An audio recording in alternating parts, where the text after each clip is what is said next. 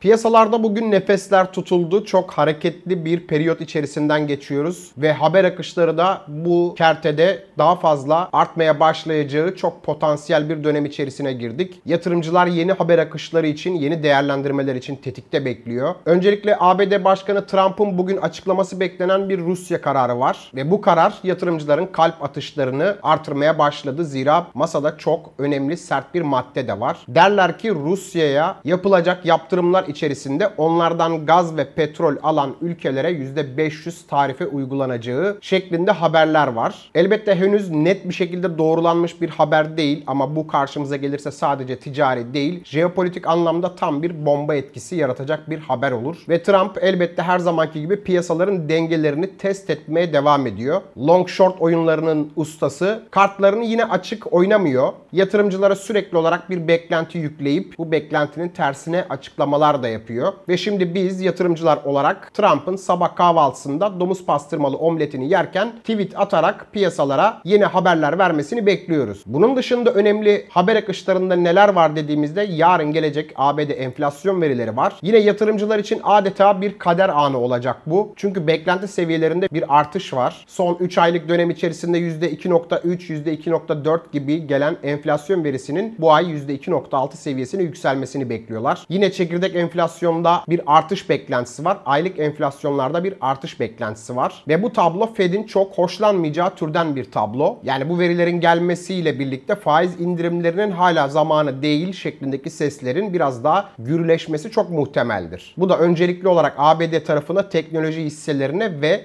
gelişen ülke ekonomilerine bir baskı olduğunu söyleyebiliriz. Yine bir başka küresel piyasa haberlerinde ise Japon tahvillerinin 25 yılın zirvesine çıktığını gördük. Çok taze bir haber bu. Japonya'nın 20 yıllık tahvil getirisi 2000 yılından sonra en yüksek seviyesine ulaştı. Hani bir yerlerde yanık kokusu geliyor dersiniz ve neresi olduğunu tam olarak anlayamazsınız ya. Öyle türden bir haber bu. Tahvil piyasasında gelen bu alarm sesi küresel yatırımcıların artık enflasyonu ve jeopolitik riskleri daha da fazla fiyatlamaya başladığını gösteriyor. Yine bir başka global haber akışında Deutsche Bank'ın yaptığı bir analiz var. Deutsche Bank bir uyarıda bulunmuş. Derler ki Trump'ın Powell'ı görevden alma gibi ihtimalleri son dönem içerisinde çok sık dillendiriliyor. Ama bu haber şu ana kadar piyasalarda fiyatlanmamış en büyük dolar riski olduğunu düşünüyoruz demişler. Eğer bu ihtimal gerçekleşirse ABD dolarında satışlar artar. ABD tahvillerinde ani çıkışlar ortaya çıkar. Velhasılı ABD'ye olan güven azalırken altın tarafında, emtia tarafında, kripto tarafında ani sıçramalara da gebe olabilir şeklinde açıklamaları var. Yani bu noktada baktığımızda eğer Fed Powell krizine sürüklenirse, eğer Trump %500 gümrük tarifesini ülkelere yansıtmaya kalkarsa ve eğer enflasyon yeniden hız kazanırsa, yarın gelecek bu veriler, o zaman piyasalar fiyat değil daha fazla güvenlik ihtiyacı duyacaktır. Daha fazla güvenlik arayacaktır. Ve bu durum elbette global piyasaları ilgilendirir. Ve şu notu da çok atlamamak lazım. Powell daha önce gümrük tarifelerinin etkisini tam olarak görmedik şeklinde bir açıklamada bulunmuştu. Mesela yarın gelecek enflasyon verilerinde enflasyonun beklenti üzerinde gelmesi ihtimali piyasaları yine tedirgin edecek bir haber akışı olarak karşımıza çıkar. Tabii bu noktada ne yapmak lazım dediğimizde yeni kararlar almak için 2 gün sonra harekete geçmek lazım. Yarınki enflasyon verilerini takip etmek lazım. Tabii her piyasanın kendine göre bir dinamiği, bir akışı var. Hepsinin de kendine göre ayrı bir rotası, ayrı bir gidişi var. Hepsinden ayrı ayrı bahsedelim. Hepsine ayrı ayrı parantezler açalım dostlar. Öncelikle ABD doları demişken dolar endeksinin güncel görünümünü göstermek isterim. Bakın burada benim takip ettiğim trend içerisinde 96 bölgesi kritik bölgeydi. Son işaretlediğimde buradaydı 2 hafta önce. Buradan bir tepki aldı. Ama önemli olan bu kırmızı bulutun kırılması. Yani şu 99 bölgesine gelmesi, yukarıya doğru bir gidişi burada tetikleyen bir hareket olur. Yani dolarda güçlenmeyi tetikleyen bir hareket olur. Bu akışı nasıl bir haber getirebilir dediğimizde misalen yarın gelecek enflasyon verisi beklenti üstünde gelirse buradan yukarıya doğru bir hamle dolar endeksinde görebiliriz. Buradaki altındaki kalıcılık ise genel piyasalarda kısa vadeli bir tersine gidişi de tetikler. Gelişen ülke para birimlerindeki değersizleşmeyi tetikler. Dolar TL tarafında mesela yukarı yönlü bir hareketi karşımıza getirebilir. Ama altın gümüş tarafında benzer bir durum olur mu derseniz olmaz. Çünkü burada yatırımcıların güvenli liman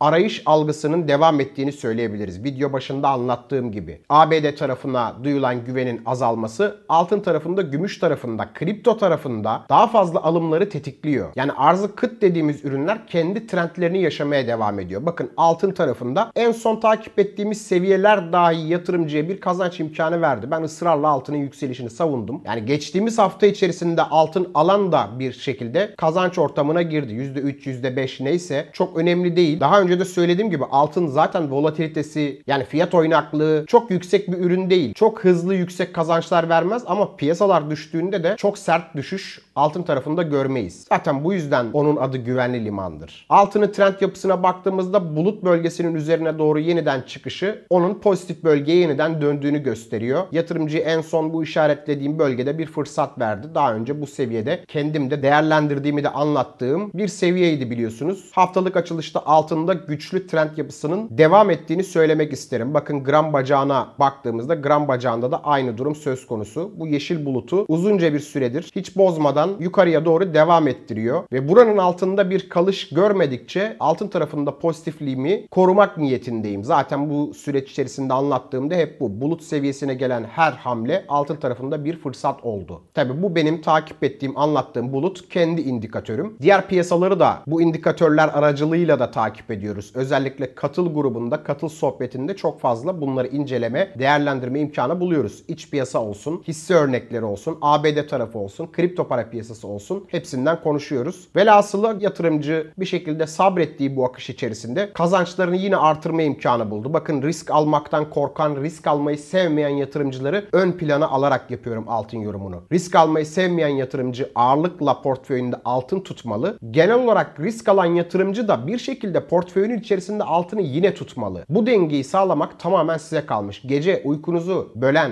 gece uykunuzu kaçıran bir portföy içerisindeyseniz altını portföy içerisine entegre ettiğinizde daha sağlıklı bir uyku haline geçiş yapabilirsiniz. Bunlar gerçekten yatırımın dışında psikolojik olarak da çok önemli. Ve altının gram bacağında da günlük periyotta sağlıklı trendinde herhangi bir bozulma yok. 4300 seviyesi de aşıldı. Gram altının hala ucuz bölgede olduğunu yine söylemek isterim. Geçen hafta söylediğim gibi 4200'de ya da 4150'li seviyelere indiğinde, 4160'lara geldiğinde değerlendirilebilir dediğim gibi altın her şekilde değerlendirilir. Benzer durum gümüş tarafında da var. Bakınız gümüşte en son 37-15 dolar seviyesi aşıldığında yeni trendinin başlayacağını söylemiştim. Bu alan gümüşte zirve alandı. Dolar bazında gümüşte zirve alandı. Burayı aştı. 3 gün önce buranın aşılması, burada kapanışların gelmesiyle gümüş sert bir yükseliş gösterdi. Aynı kripto para piyasasındaki gibi hızlı bir akış içerisine girdi. Burada %4, %5 gibi bir akış gösterdi ve güvenli yükseliş yapısı onun da devam ediyor. Bakın bulut üzerindeki akışı net bir şekilde devam ediyor. Bulutun altına inişler biraz daha yatay süreçleri, biraz daha yatırımcıları beklettiği bir periyodu gösteriyor. Bakın burası bile mesela kabaca baktığımızda 3 aylık bir periyot. TL bacağında ise aynı gram altın gibi bulutu koruyan,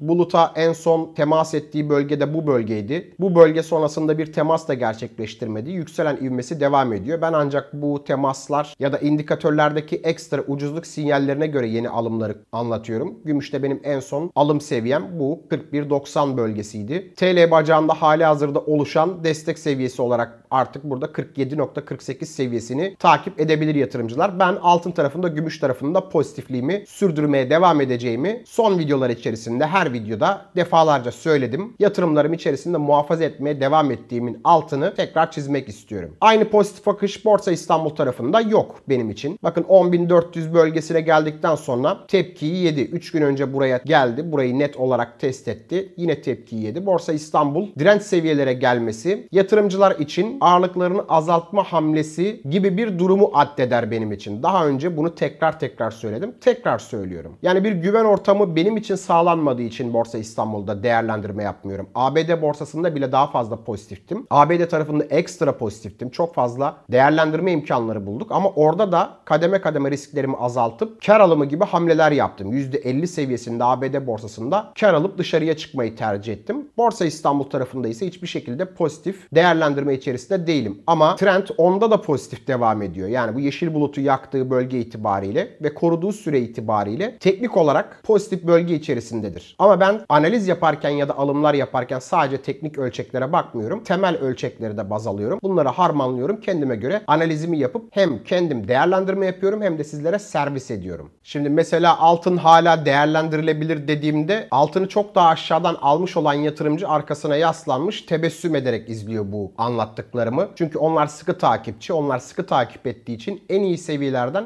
en güzel şekilde maliyetlendiler. Ama bu altının hala pahalı olduğu anlamına gelmiyor. Yeni yatırımcılar da altın değerlendirmesi hala yapabilir ama vakitli takip eden, hızlı takip eden, hızlı aksiyon alan, kemik takipçi dediğim kitle şu anda bu maçta 3-0 önde. Onu da tekrar etmek isterim. Beğeni ve yorumlarınızı YouTube algoritmalarına karşı korunmak amacıyla rica ettiğimi de buraya eklemek isterim. Şimdi gelelim kripto para tarafına. Bitcoin'in yaptığı son hareketler içerisinde Bitcoin 116 bin dolar seviyelerini aşmasıyla birlikte benim için yine bir boşluk alandaydı Bitcoin. 125 bin dolar seviyelerine kadar bir boşluk içerisindeydi. Buraya doğru ilerlemesi devam ediyor. Hatta benim web sitedeki güncel seviyeleri kontrol ederseniz burada benim paylaştığım direnç seviyesi içerisinde 125 bin burada işaretli. Buradaki son güncellemede 3 gün önce yapılmış. Yani 111 bin dolar seviyesi sonrasında herhangi bir direnç paylaşmamışım. Ama şu anda oluşmuş bir destek alan var. Burada 116 bin bölgesi destek olarak kabul görülebilir bir alan haline geldi. Bu alan yeni bir seviye ve web sitesinde de bu alanlar güncellenecek. Şimdi burada şunu söylemek lazım. Bitcoin gittiği bu akış içerisinde hala ucuz bir fiyat içerisinde mi dersek değil. Çünkü pahalı olduğu bölgeye doğru gitmeye başlıyor. Bakın haftalık periyotta benim indikatörlerimde ben daha önce şu sinyali almıştım. Bakın burada kırmızı işaretli alan 75-78 bin dolar seviyesinde ucuzluk işaretini vermişti. Pahalılık bölgesine doğru gidiyor. Pahalılık bölgesine gittiğini nereden anlıyorum derseniz 3 günlük grafiği mesela açtığımda 3 günlük grafikte burada yeşil işaret yanmış. Bu bana der ki önümüzdeki 3 günlük zaman diliminde mesela bu güçlü trend yapısını devam ettirmesiyle birlikte haftalık periyotta Bitcoin pahalı bölgeye gelmiş olacak. Ama aynı durum altcoin'lerde geçerli değil. Altcoin'lerde yok. Bitcoin indikatöre göre pahalı bir bölgeye gelmiş durumda olacak ama altcoin'ler o pahalı bölgelerden hala uzakta. Bunu da tekrar not düşmek lazım. Tabii yatırımcıların çoğu bu süreç içerisinde artık Bitcoin'den ziyade altcoin'lere ekstra olarak odaklanmış durumda. Bakın Ethereum durumuna baktığımızda Ethereum 3 günlükte mesela yakmış mı burada yeşil işaret? Yok. Henüz pahalı bölgeye doğru gelmiş durumda değil. Günlük periyottaki güncel görünüme baktığımızda Ethereum'un yaptığı akışta 2850 bölgesi aşılmasıyla birlikte 3279 dolar seviyesine doğru gidişini Ethereum'da konuştuk. Son değerlendirenler 2400-2300 bölgelerinde değerlendirme imkanı buldu. Ucuzluk dediğimiz bölgelerden alanlar ise 1500 dolar seviyesinden aldığı Ethereum'ları ikiye katlama imkanı buldu. Halihazırda bu süreç içerisinde ne yapacağımızı birazdan anlatacağım. Siz öncelikle paylaştığım destek direnç seviyelerine bir göz atın. Anlatırken zaten grafikte bu seviyeleri görüyorsunuz. Bakınız XRP'nin güncel görünümünde işaretlediğim, anlattığım hareketi XRP bariz bir şekilde gerçekleştirdi. 2.90 bölgesine kadar geldi. 2.26 bölgesini değerlendiren için bile %30'luk bir marj söz konusu burada. 2.89 üzerindeki kapanışların gelmesiyle birlikte 3.29 seviyesi burada yeni direnç seviyesi oldu. Bu seviyenin üzerinde de bayağı boşluk bir alan olduğunu düşünüyorum XRP tarafında. Pozitif trendler bu ürünlerin hepsine devam ediyor. Yakın destek anlamında bakın XRP'de takip edeceğiniz seviye 2.89 seviyesi oldu artık diyebiliriz. Genel anlamda demirbaşlarda benim takiplerim bunlardı. Solana bu direnç seviyesine ulaştı ama henüz kapanış gerçekleştirmedi. Yani XRP Ethereum'a göre biraz daha bu süreçte geride kaldığını söyleyebiliriz. 168 dolar seviyesinin üzerindeki kapanışlarla birlikte bir sonraki durağı 186 dolar bölgesi olacaktır diye düşünüyorum. Yine boşluk alanlardan bahsediyorum. Büyük bir boşluk alan. Şimdi bu demirbaşları son süreç içerisinde fazlaca anlattım. Demirbaşlara ağırlık verin. Bitcoin'e, Ethereum'a, XRP'ye, Solana'ya ağırlık verin. Değerlendirmelerinizi bu yönde yapın dedim. Daha sonra yavaştan skalayı açmaya başladım. Mesela Cardano'nun değerlendirilebileceğini anlattım. 0.61.5 seviyesinde. Daha 4 gün önce bunu konuştuk. Tabi bunları önce katıl sohbetlerinde konuştuk. Daha sonra standart videolarda izlediniz. Çarşamba günü enflasyon verilerinden sonra katıl sohbetlerinde yine bu ürünler ve daha fazlasını yine konuşma imkanı bulacağız. Orada biraz daha erken konuşma imkanı buluyoruz. Bu sohbetlere katılanlar en azından birkaç yıllık katıl maliyetlerini çıkartmış. Orada da ciddi bir kar içerisinde olduğunu söyleyebiliriz. Bakınız Cardano 0.61.5 seviyesi itibariyle %20'nin üzerinde bir getiri sağladı burada. Burada 0.68 bölgesi onun yakın destek alanı olduğunu söyleyebiliriz. Biraz daha volatilitesi yüksek ürünler bunlar ve halihazırda bu da trendini devam ettiriyor. Ondo mesela yine bir başka söylediğim altcoin'di. Bu seviyeler içerisinde değerlendirip bu seviyelerin altında kalıyorsa stoplayıp kaçmak lazım gibi bir ifadem vardı 0.81 dolar seviyesindeyken. Cardano da artık yukarıya doğru hareketini devam ettirdi ve halihazırda bu akış içerisinde hala çok geride kaldığını düşündüğüm coinlerden biri. Demirbaş'a yakın seviyedeki altcoinlerden biri. Şimdi bu nokta itibariyle ne yapmak lazım dediğimizde yarın gelecek olan enflasyon verileri öncesinde Demirbaş altcoinlerden XRP, Ethereum gibi ekstra fiyatlanmış altcoinlerden ya da Bitcoin'den kısmi karlar almak bu süreç içerisinde bana göre mantıklı. Bu alınan kısmi karlarla altcoin'lere doğru yeni genişlemeleri yapmaya başlayacağız çünkü. Yeni yatırım yapabilmek için kendinize bir alan açmanız lazım. Bu alanı da bugün açmanın mantığı da yarın gelecek enflasyon verilerinden hem korunmak, hem 1-2 gün dinlenmek, hem de altcoin'lerdeki bu kapanışların netliğini görmek için. Bakın top 10 dışındaki altcoin'lerin dominansının grafiğinde burada kırmızı bulut üstündeki kapanışların bir kırılım getireceğini anlatmıştım. Burada bir kırılım geldi. Bugün yarın burada bir netlik kazanacak. Yani küçük altcoin'lere daha fazla para akışlarını konuşabileceğimiz bir trendi başlatacak. Daha yakın ölçekte durumu bu. Yani şu yeşil bulutu korumaya devam etmesi gerekecek. Bu kırılım altcoin'lerde daha fazla yükselişleri tetikleyecek. Ama daha fazla yükseliş dediğim küçük altcoin'leri biraz daha Demirbaş'ın altındaki altcoin'lere kaymaya başlayacağız. Tıpkı son süreçte anlattığım gibi Ethereum, XRP, Solana konuşurken arkasına Cardano, arkasına Ondo eklediğimiz gibi yeni altcoin'leri eklemeye başlayacağız. Enflasyon verileri sonrasında çarşamba akşamı saat 8.30'da YouTube Katıl canlı yayınında yeni incelemeleri yapacağız. Total 3 grafiğine de baktığımızda bakın işaretlediğim alan burada. 840 milyar dolar seviyesinin aşılması benim için yeterli pozitif alan için. Burayı aştı. Burada kapanış yaptı. Burada yeşil bulutu da oluşturdu ve pozitif yapısı Total 3 grafiğinin devam ediyor. Kripto para piyasası şu anda global trende göre ekstra pozitif. Kendine apayrı bir alan çiziyor ve güzel yükselişler kripto para piyasasında devam ediyor. Benim burada söylemek istediğim şey hep ayakları yere basan yorumlar çerçevesinde hareket etmek. Buna göre aksiyonlar almak, buna göre pozisyon değerlendirmeleri yapmak. Demirbaş altcoin'lerde alınacak kısmi karlar sizi hem psikolojik olarak rahatlatır hem de yeni altcoin değerlendirmeleri adına da önünüzde yeni bir alan açma imkanı tanır. Bugün yarın artık Trump'ın yeni haberleri, enflasyondan gelecek olan veriler sonrasında önümüzde eğer bir problem yoksa yeni altcoin'leri konuşmaya başlayacağız. Çarşamba günü, perşembe günü benden yeni altcoin'leri duymaya başlayacaksınız. Ve bu son fırsat trendi tamamlandığında da piyasalarda tam tersine gidişleri konuşacağımız bir trend de karşımıza gelecek.